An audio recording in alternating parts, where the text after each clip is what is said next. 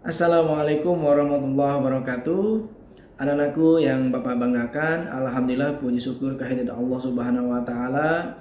Kita bisa berjumpa kembali dalam pembelajaran PPKN di semester 2. Di pertemuan ini kita masih mempelajari bab 3 yaitu pengaruh positif dan negatif kemajuan iptek terhadap NKRI.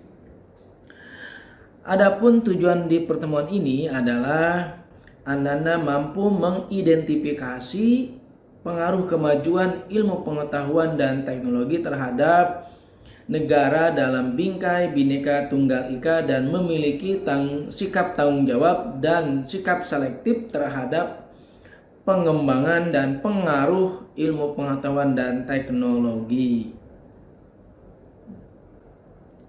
Sikap dan tanggung jawab dalam pengembangan iptek. Pada kegiatan pembelajaran sebelumnya telah dijelaskan kemajuan iptek membawa pengaruh yang positif dan yang negatif. Jika terjadi pengaruh yang negatif, maka penggunaan dan pengembangan ipteknya tidak sesuai atau bertentangan dengan Pancasila dan Undang-Undang Negara Republik Indonesia tahun 1945. Sesuai dengan amanah tersebut, maka sebaiknya pengaruh yang positif bisa membantu warga negara Indonesia dan membuat negara ini semakin maju di segala bidang kehidupan. Perhatikan pasal dalam Undang-Undang Negara RI tahun 1945 berikut ini. Pasal 28 ayat 1, setiap orang berhak mengembangkan diri melalui pemenuhan kebutuhan dasarnya, berhak mendapatkan pendidikan dan memperoleh manfaat dari ilmu, pengetahuan dan teknologi, seni dan budaya demi meningkatkan kualitas hidupnya dan demi kesejahteraan umat manusia. Pasal 31 ayat 5. Pemerintah memajukan ilmu pengetahuan dan teknologi dengan menjunjung tinggi nilai-nilai agama dan persatuan bangsa untuk kemajuan peradaban serta kesejahteraan umat manusia. Dari dua pasal tersebut, ada hak yang dapat kita peroleh untuk mengembangkan diri dalam kemajuan iptek. Berarti semua orang punya hak yang sama. Selain itu, pemerintah punya kewajiban untuk memajukan iptek dengan menjunjung nilai agama dan persatuan bangsa.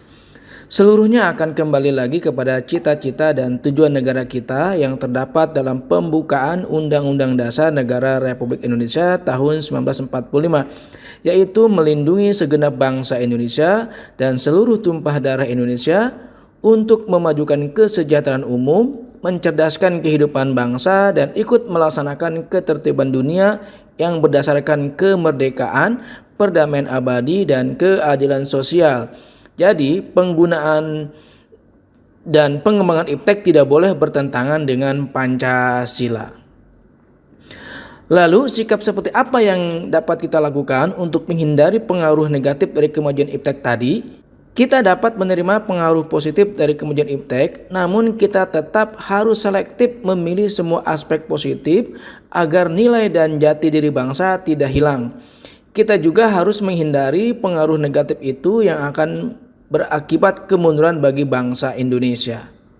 Sikap selektif dapat diartikan sebagai sikap untuk memiliki dan menentukan alternatif yang terbaik bagi kehidupan diri, lingkungan masyarakat, bangsa, dan negara melalui proses yang berhati-hati, rasional, dan normatif terhadap segala macam pengaruh dari luar sehingga apa yang telah menjadi pilihan dapat diterima oleh semua pihak dengan penuh tanggung jawab. Misalnya dalam penggunaan teknologi dalam pendidikan, kita dapat melakukan hal-hal seperti memanfaatkan teknologi untuk membantu mengelola prioritas, menggunakan teknologi untuk komunikasi yang lebih baik, menggunakan cara yang berbeda untuk mendapatkan pendidikan dan memanfaatkan teknologi agar tepat waktu. Ada yang perlu kalian ketahui. Berdasarkan kepastian hukum, manfaat kehati-hatian, itikat baik dan kebebasan memilih teknologi atau netral teknologi, pemerintah telah menyusun Undang-Undang Nomor 11 Tahun 2008 tentang informasi dan transaksi elektronik atau yang kita kenal dengan nama Undang-Undang ITE. Sebagai warga negara Indonesia, kita menjadikan Pancasila sebagai dasar dan pegangan hidup kebangsaan. Untuk itu, sikap selektif yang berpegang pada Pancasila dapat menjadi ciri khas bangsa Indonesia dari bangsa-bangsa lain di dunia, termasuk yang terkait dengan kemajuan iptek. Sikap selektif terhadap pengaruh kemajuan iptek berdasarkan sila-sila Pancasila antara lain sebagai berikut. 1. Sikap selektif berdasarkan ketuhanan yang Maha Esa. Sikap selektif berdasarkan ketuhanan yang Maha Esa berarti mengarahkan bahwa setiap perkembangan iptek semata-mata karena karunia dari Allah Subhanahu wa Ta'ala. Dengan demikian, setiap perkembangan iptek harus dipergunakan sejalan dengan perintah Allah Subhanahu wa Ta'ala. 2. Sikap selektif berdasarkan kemanusiaan yang adil dan beradab. Sikap selektif berdasarkan kemanusiaan yang adil dan beradab ditunjukkan bahwa penggunaan iptek demi kesejahteraan seluruh bangsa Indonesia. Selain itu, pada sikap selektif yang kedua ini juga terkandung unsur penghormatan yang lebih kepada manusia sebagai makhluk ciptaan yang paling mulia.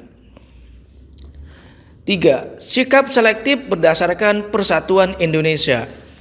Sikap selektif berdasarkan sila ketiga, yakni Persatuan Indonesia, mengajak kita pertama-tama untuk menggunakan hasil iptek untuk menjalin persatuan di Indonesia.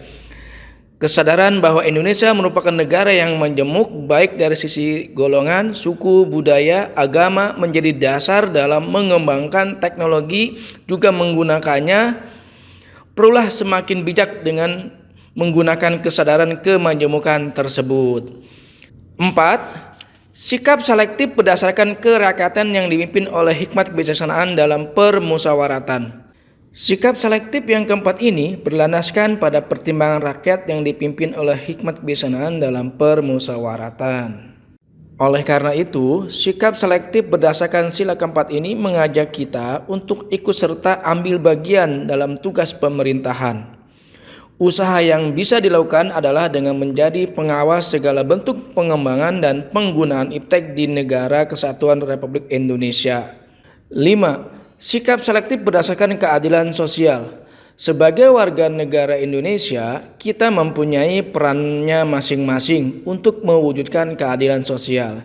Sikap selektif berdasarkan sila kelima ini memberi pertimbangan kepada kita bahwa ketika melakukan inovasi dan penggunaan iptek diperlukan semangat keadilan bagi seluruh bangsa Indonesia. Hendaknya kemajuan iptek dapat dinikmati oleh siapapun di seluruh negara Indonesia ini. Demikian pembahasan kita hari ini tentang sikap selektif dan tanggung jawab terhadap pengaruh kemajuan iptek.